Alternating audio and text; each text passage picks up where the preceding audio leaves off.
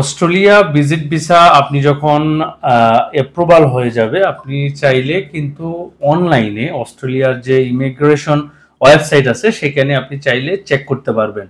তো অবশ্যই আপনি যখন অস্ট্রেলিয়ার ভিজিট ভিসা পাবেন সাব ক্লাস 600, তখন আপনি অনলাইনে চেক করে নেবেন। কারণ আপনার যদি এই ভিসাটি ফেক হয় তাহলে কিন্তু আপনি এয়ারপোর্ট থেকে অস্ট্রেলিয়া এয়ারপোর্ট থেকে আপনি ফিরে আসতে পারেন, অথবা বাংলাদেশ এয়ারপোর্ট থেকে আপনি ফিরে আসতে পারেন। কারণ কখনোই আপনি একটি ফেক ভিসা নিয়ে আপনি অ্যাপ্লাই করতে পারবেন না।